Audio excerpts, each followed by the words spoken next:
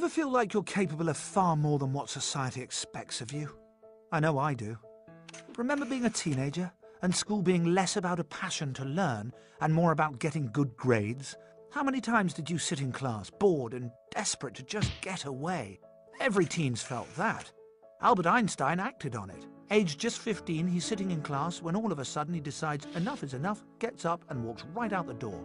He never goes back. Remember being a kid and just wanting to play around with stuff, pull things apart, knock things together, and the grown-ups saying no, no, no. Or being called good for sitting still, or naughty when you couldn't bear to sit still any longer. It's all completely well-intentioned, of course, but that doesn't make it any less insane. Because the fact is our capacity to create and learn knows no bounds, and the latest research proves it. The invention of MRI scans only in the past 25 years has allowed scientists to see which parts of the brain are used by different kinds of thinking. We now know infinitely more than we did about how we learn and what makes up human intelligence. And it's extraordinary. So, want to know what you're really capable of? Let's start at the beginning. A baby's brain is amazing. It doesn't take 9 months to create. It's taken 7 million years and around 350,000 generations. All the skills, knowledge and talents cultivated by our ancestors are stored inside it. These are like numerous software programs which can only be activated by the baby engaging with its environment. Here's the striking thing. If not activated at the most appropriate time, they simply disappear. Take language. If a child doesn't hear language by around the age of 8, they may never learn to speak. So you can see just how important our interactions are. They ignite our dormant intelligence and they reinforce it too. There's something else. We've evolved to learn by looking at things from different perspectives and making connections between things. And we do that through play. So wouldn't it be amazing if we bore all this in mind when raising kids?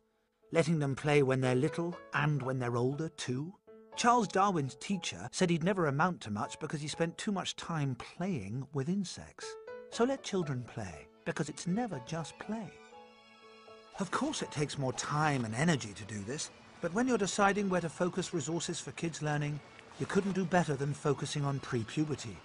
That's when we learn by copying the people around us. After 12 or thereabouts, it's all change. Say goodbye to pliable, easy child, and hello, rebellious, challenging teenager. Ugh, where did that cute baby go? Ah well, let's have another look at that brain. See what's happening?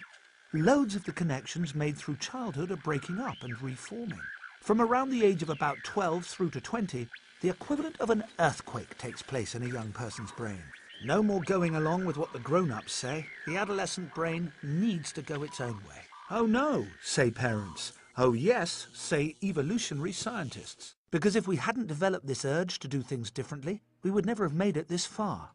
Up until about 60 or 70,000 years ago, it was fine for children to grow up like their parents. But then along came the last ice age.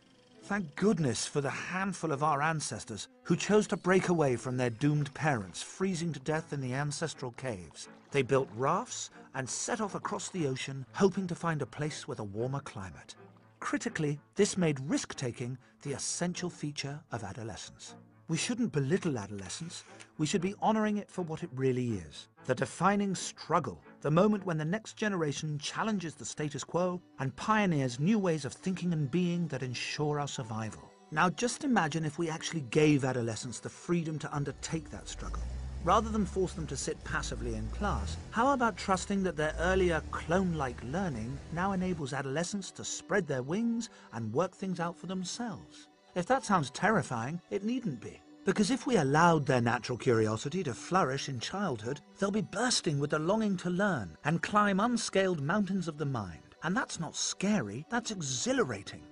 This is the way we've evolved to be. It's what makes us fulfilled, well-adjusted human beings. Let's stop trying to live in a way that so goes against how we're hardwired to live. Let's allow ourselves and the next generation to reclaim the incredible gift of our ancestors.